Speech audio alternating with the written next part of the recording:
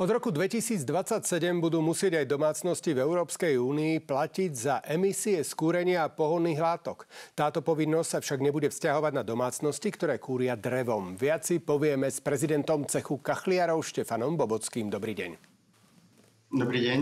Pán Bobocký, vieme približne, koľko percent domácností na Slovensku kúri drevom a aký je trend v posledných rokoch? No, presné štatistiky žiaľ na Slovensku nemáme.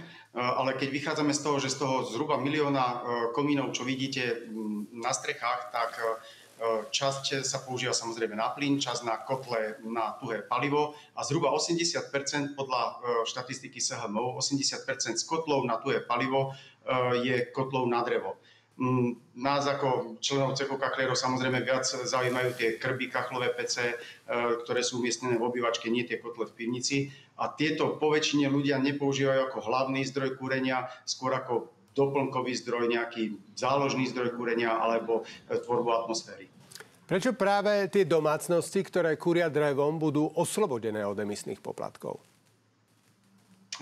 No, pretože v podstate drevo je uhlíkovo neutrálny zdroj energie.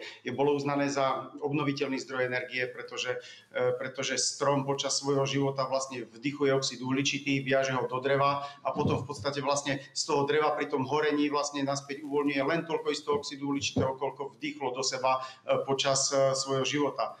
Takže je to uhlíkovo neutrálne a celá taká tá uhlíková daň alebo tieto povolenky boli vymyslené na to, aby sme zatlačili a dosiahli skôr uhlíkovú neutralitu. No a preto je treba obmedzovať hlavne fosílne palivá ako trebárs plyn alebo uhlie. Takže kto kúri drevom, nebude platiť tieto poplatky. Toto rozhodnutie je súčasťou rozhodnutia Európskej únie o Green Deale alebo tzv.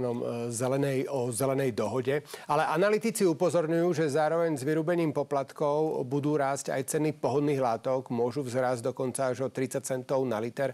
A výrazne teda stúpnú aj náklady na vykurovanie. Čo to môže znamenať pre domácnosť počas vykurovacej sezóny? O akú sumu by mohli vzrásť práve náklady na kúrenie?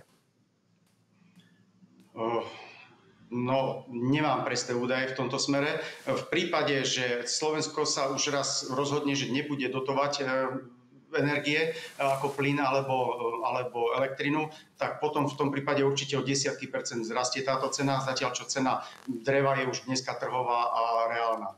Ono sa píše, že by to mohli byť pre jednotlivé domácnosti možno aj stovky eur v rámci toho zdraženia.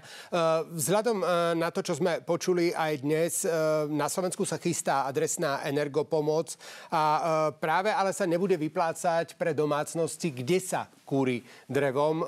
Takže pre tých, ktorí teraz v budúcom roku napríklad nedostanú energopomoc od štátu, lebo kúria drevom, tak pre nich príde dobrá informácia asi až v tom roku 2027, že nebudú musieť platiť emisné poplatky, ktoré na druhej strane zasiahnu všetkých ostatných.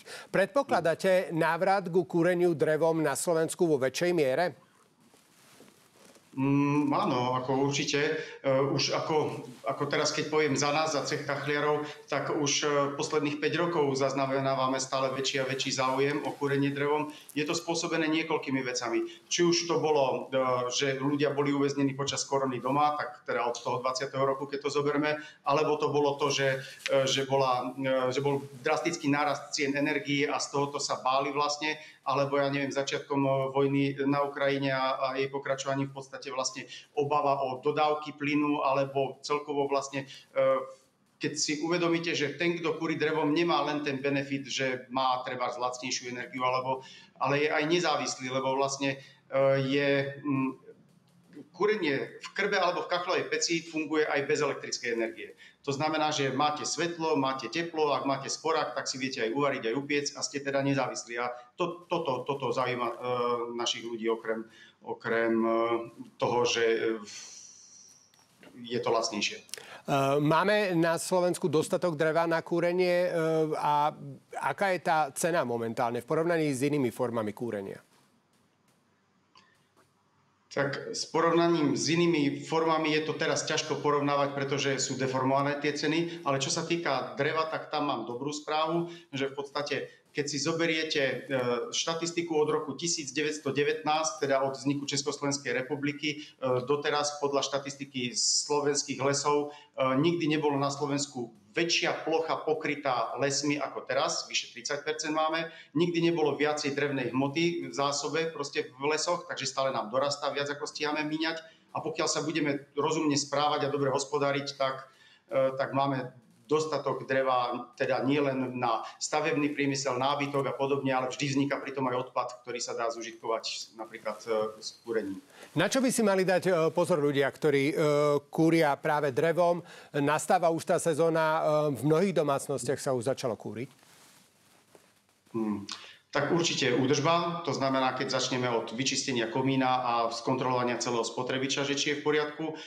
Už dávno predtým, to znamená rok, dva dozadu, si mali zabezpečiť na túto sezónu drevo, pretože drevo dobre horí vtedy, keď je suché a na to, aby bolo suché, je potrebné, aby bolo naštiepané a aspoň 2 roky niekde sušené, pretože mokré drevo zle horí a má horšie emisie a menšiu účinnosť. Takže v podstate tá príprava mala začať už vopred. Hej.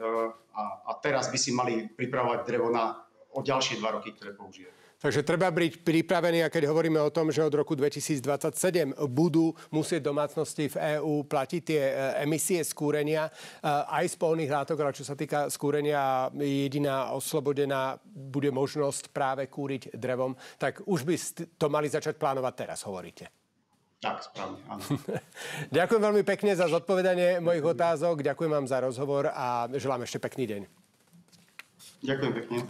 A už len dodám, že všetky rozhovory nájdete na www.joj24.sk v kategórii Štúdio Joj24.